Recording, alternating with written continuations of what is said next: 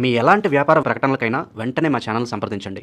ప్రస్తుతం మనతో పాటు ప్రముఖ ఆధ్యాత్మికవేత్త ఆస్ట్రో న్యూమరాలజర్ జయప్రద గారు మనతో ఉన్నారు. మేడంతో మాట్లాడదాం. నమస్కారం. నమస్తే అమ్మా, శ్రీమాత్రే నమః. మేడం, మే నెల విశేషంగా మీన రాశి వాళ్ళకి ఏ విధంగా ఉంటుంది?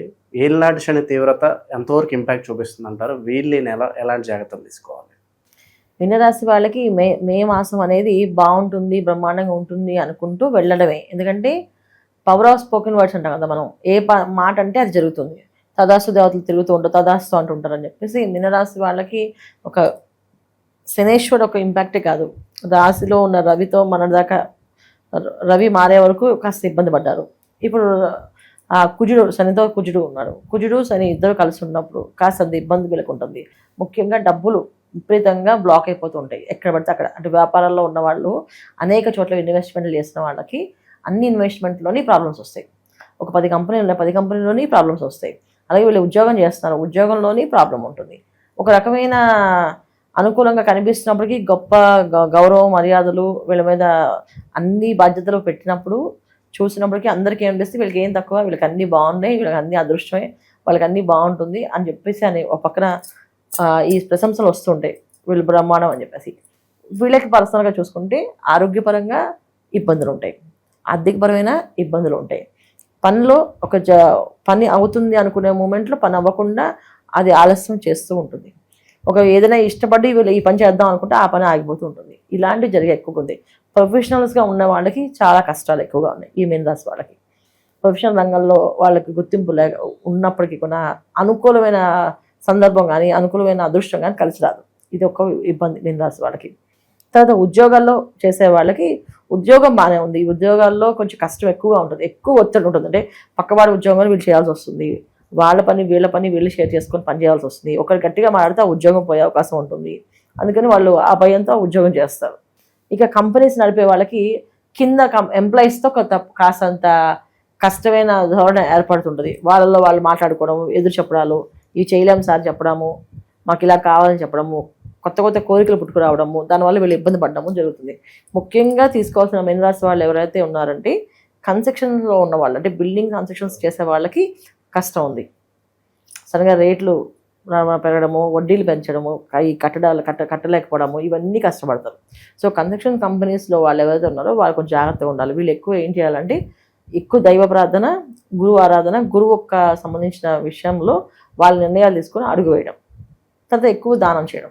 ఈ మాసంలో వీళ్ళు ఎక్కువ దానం చేస్తూ ఉంటే అదృష్టం ఉంటుంది. ఎక్కువగా ఏ దానం చేయాలంటే నువ్వుల నూనెని, నువ్వులని ఇవి ఎక్కువ దానం చేస్తూ ఉంటే వీళ్ళకి అదృష్టం కలిసి వస్తుంది అనమాట.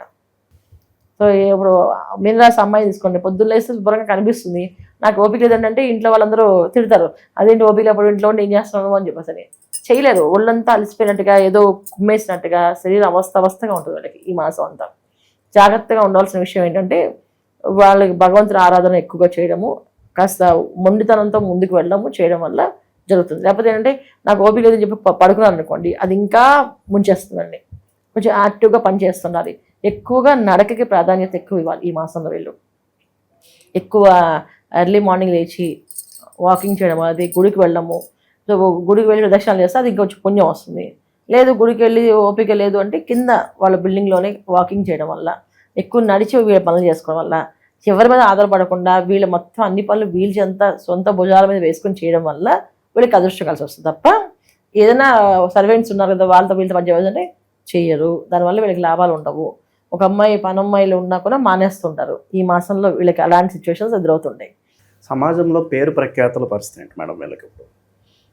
ఉంటాయి, చాలా ఉంటాయి, కానీ దెబ్బతినే అవకాశం కూడా ఉంటుంది. ఎందుకంటే అవతల వాళ్ళు శత్రువులుగా మారే అవకాశం ఎక్కువగా ఉంటుంది. ఇప్పుడు ఎప్పుడైనా సరే 10 మంది పొగిడారంటే ఆ వెనకాల వాళ్ళందరికీ ఎలా వచ్చిందని జెల్సీ లోపల ఉంటుంది కదా, ఆ జెల్సీ అనేది వీళ్ళ మీద ఎక్కువ కనిపిస్తుంది. అంటే వీడికి ఎలా వచ్చింది ఈ పదవి, ఎలా వచ్చింది ఈ పోస్టు అనే విషయంలో ఎక్కువగా ఉంటుంది. ఇది వీళ్ళకి. తర్వాత వ్యాపారాల్లో ముఖ్యంగా నరదిష్టి, జనకోశ విపరీతంగా ఉంటుంది. ఈ మీన రాశి వాళ్ళకి ఆటోమేటిక్గానే ఉంటుంది. ఏలాంటి శని ప్రభావమే ఎక్కువ నరదిష్టి సంబంధించింది. దాన్ని ఇంకా ఎక్కువ ఉద్రూకంగా ఎందుకు ఉంటుందంటే ద్వితీయ స్థానంలో వీళ్ళకి కుజుడు ఉండడం వల్ల అది కాస్తంత ప్రమాదంగానే మారుతుంది. అన్నిటికంటే వీళ్ళ మాటలు కాస్త ఇప్పుడు దాకా చాలా చక్కగా సౌమ్యంగా నిదానంగా చెప్పేవాళ్ళు మాటకు మాట సమాధానం చెప్పడము, కాస్త ఎదుటి వాళ్ళకి కాస్త స్ట్రాంగ్గా కనిపించడము, పరుషవాక్యాలు అంటే కొంచెం తిట్టడము, కోపంగా మాట్లాడడము, మొండితనంగా చెప్పడము, సమాధానం, కొంచెం యాటిట్యూడ్ చూపించడం, ఇవన్నీ కూడా కనిపిస్తాయి మీనరాశి వాళ్ళకి. ఇవి ఆడవాళ్ళకి ఉంటాయి, మగవాళ్ళకి ఉంటాయి ఈ లక్షణాలు. ఈ 2 లక్షణాల వల్ల కాస్తంత ఎదుటి వాళ్ళ దృష్టిలో చెడు ప్రభావం అనేది కనిపిస్తుంది అనమాట. ఇది కొంచెం జాగ్రత్తగా ఉండాల్సింది ఏంటంటే మాటను అదుపులో పెట్టుకోవడము, ఓర్పుతో ఓపికతో పని చేసుకుని వెళ్ళడము. తెలిసిన ఈ కష్టం మనకి ఈ మాసంలో ఉందని తెలిసింది కనుక ఓర్పుగా ఉండడము, సైలెంట్గా ఉండడం, ఆ క్షణాన్న సరే ఓర్పుగా ఉంటే ఆటోమేటిక్గా ఆ పని అలా వీళ్ళకి సఫీకృతం అయ్యే అవకాశం ఉంటుందన్నమాట. చేసుకోవాలి. వీళ్ళకి వ్యయస్థానంలో రాహు ఉన్నాడు, తర్వాత శనేశ్వరుడు రాశిలోనే ఉన్నాడు, కుజుడితో కలిసి ఉన్నాడు, తర్వాత ద్వితీయ స్థానంలో రవి, తర్వాత ద్వితీయ స్థానంలో కుజుడు.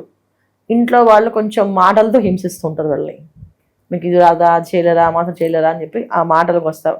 ఇప్పుడు దాకా అలాంటివి ఉండవు, కానీ ఇప్పుడు కొంచెం బయట అంతా వీళ్ళని దైవంగా భావించిన ఇంట్లో వాళ్ళు మాత్రం వీళ్ళని దెయ్యంగా భావించే అవకాశాలు కూడా కనిపిస్తుంటాయి అన్నమాట. అంటే ఇష్టం వచ్చినట్టుగా మాట్లాడడము, ఇష్టం వచ్చినట్టు అనిపించుకోవడాలు, బాధపడ్డము, మానసికమైన ప్రశాంతత లోటు అవుతుంది వీళ్ళకి. అది ఎలా అవుతుంది అంటే మాటలతోటి. ఎవరు చేయగలుగుతారు? ఇంట్లో వాళ్ళు కానీ బయట జరిగే సిచ్యువేషన్స్ కానీ వెళ్ళి మానసిక ప్రశాంతత కొంచెం అవస్థగా ఉంటుంది. శరీరం చూడడానికి అందంగా కనిపించినప్పటికీ కూడా లోపల ఓపిక ఉంటుంది వీళ్ళకి. మేడం, బయట పరిస్థితులు మనం చూస్తున్నాము, ఆర్టిఫిషియల్ ఇంటెలిజెన్స్ ద్వారా చాలా వరకు ఉద్యోగాలు పోతున్నాయి. అలాగే ఆల్రెడీ జాబ్ చేస్తున్న వాళ్ళు కెరీర్లో గ్రోత్ లేక ఇబ్బంది పడుతున్నారు. అలాగే ఎప్పుడు ఉద్యోగాలు ఊడిపోతాయి అని చెప్పి భయపడుతున్న వాళ్ళు చాలామంది ఉన్నారు. ఈ పరిస్థితుల్ని చక్కబెట్టడానికి మంచి రెమెడీస్ ఏమైనా ఉంటే తెలియజేయండి. తప్పకుండా. అంటే ఇప్పుడు పరిహారాలు చేయడంలో ఒక పద్ధతి అయితే, నా ఉద్దేశం ఏంటంటే ఎప్పుడు కొన మనిషి ఒక మనస్తత్వం ఎలా ఉండాలి అంటే వాళ్ళందరూ వాళ్ళు రియలైజేషన్ ఉండాలి. ఎప్పుడు కొన ఏ పనైనా, ఏ వ్యవహారమైనా. ఇప్పుడు ఉద్యోగాలు పోతున్నాయి, ఉద్యోగాలకు పరిహారమే కావాలి ఖచ్చితంగా అంటే నేను చెప్పేది ఏంటంటే, ఉద్యోగం అనేది ఏంటది? ఒక యోగం. అంటే యోగాలు ఇచ్చేవాళ్ళు ఎవరు మనకి? శుక్రుడు అధిపతి. ఆ శుక్రుడు అధిపతి ఉండడం వల్ల శుక్రుడు ఒక అనుగ్రహం కావాలి అంటే స్త్రీలను ఎక్కువ గౌరవించడము, స్త్రీలతో ఎటువంటి ఇబ్బందులు పెట్టకుండా, స్త్రీలతో ఎటువంటి అసభ్యపరమైన పనులు చేయకుండా ఉంటే వీళ్ళకి కలిసి వస్తుంది. అయితే ముఖ్యంగా స్త్రీలు అంటే ఎవరెవరు ఉండే వీళ్ళకి? ముఖ్యంగా తల్లి, భార్య, తర్వాత చెల్లెలు, వీళ్ళు ముగ్గురు ఉంటారు ముఖ్యంగా. వీళ్ళ ముగ్గురిని ఏమి అనుకుని ఉంటే ఎవరికైనా సరే ఉద్యోగాలు పోవు. ఇది ఒక పరిహారం. చాలామంది ఏ రెమెడీ చేయాలంటారు, కానీ వాళ్ళని ఊరికే సతాయిస్తుంటారు, సరదాగా ఏడిపిస్తుంటారు చెల్లెల్ని, అక్కల్ని సరదాగా ఏడిపిస్తే వాళ్ళు ఏమవుతుందండి. కానీ వాళ్ళకి ఎంత సరదా ఉన్నప్పటికీ వాళ్ళ మానసికమైన పరిస్థితి కొంత మనసులో కాస్త బాధపడితే అది వాళ్ళకి తగులుతుంది. అలాగే తల్లితోటి పోట్లాడకూడదు. వీళ్ళు పోట్లాడకుండా వాళ్ళు చెప్పినట్టు సరే అమ్మా చేద్దాం అని అనుకూలం చేద్దాం అని సౌమ్యంగా మాట్లాడితే ఖచ్చితంగా ఉద్యోగాలు నిలబడతాయి. తర్వాత భార్యాభర్తల మధ్యలో భార్యని హీనంగా మాట్లాడినా, కాస్త నీకేం తెలియదు నోరు మూసుకుంటని చెప్పేసి మాట్లాడితే కూడా పోయే అవకాశాలు ఎక్కువ ఉన్నాయి. సో ముఖ్యంగా చేయాల్సిందండి స్త్రీని ఎక్కువగా వీళ్ళు గౌరవించడం వల్ల వీళ్ళకి వస్తాయి. ఇది ఎటువంటి స్త్రీలకి ఏంటి, మిగతా బయట జరిగే స్త్రీలకు కాదు, ఓన్లీ ఇంట్లో వాళ్ళకి మాత్రం ఈ ప్రాధాన్యత వీళ్ళు ఇవ్వగలిగితే ఉద్యోగాలు ఖచ్చితంగా నిలబడతాయి. ఇది పెద్ద పరిహారం వీళ్ళకి. వీళ్ళు మౌనంగా ఇంట్లో సౌమ్యంగా మాట్లాడడమే వీళ్ళకి పెద్ద టాస్క్. అది చేయగలిగితే అదృష్టవంతులే. ఇక దైవాదృష్టంలో ఉద్యోగం అంటే ఏంటంటే మనకి ఎప్పుడు కూడా అధికారంగా అగ్నితత్వమైన రాశి కుజుడు ఒక అధికారం ఉంటేనే డబ్బు సంపాదిస్తారు. ఎవరికైనా సరే జాతకంలో కుజుడు ఏ భావంలో ఉన్నారో ఆ భావానికి గురువు అధిపతి ఉండి గురువు వీక్షణ ఉన్నప్పటికీ డబ్బు బాగా సంపాదిస్తారు వాళ్ళు. అందుకే ఏంటంటే మంగళవారాలు ఎక్కువ సుబ్రహ్మణ్య స్వామి ఆరాధన చేయడం, సుబ్రహ్మణ్య స్వామి గుడికి వెళ్ళడము, ప్రదక్షిణాలు చేయడము, ఇది చేయడం వల్ల వీళ్ళకి ఉద్యోగాలు కూడా ఎప్పుడు కంటే ఉద్యోగమే కాదు అసలు రుణం అనే బాధ అనేది లేకుండా పోతుంది. రుణ బాధ నుంచి బయటపడతారు. రుణ బాధ అంటే ఏంటంటే అప్పుల బాధ లేకుండా ఉండగలుగుతారు. ప్రతి మంగళవారం సుబ్రహ్మణ్య స్వామి 21 ప్రదక్షిణాలు చేసి సుబ్రహ్మణ్య స్వామి దగ్గర ప్రసాదంగా కొబ్బరికాయ, అరటిపళ్ళు నైవేద్యంగా ఇచ్చేసి దండం పెట్టుకున్న, పెసరపప్పు నైవేద్యంగా ఇచ్చిన చాలా చాలా విశేషమైన ఫలితాలు వీళ్ళకి వస్తాయన్నమాట. ఇవి వీళ్ళు చేసుకోవాలి.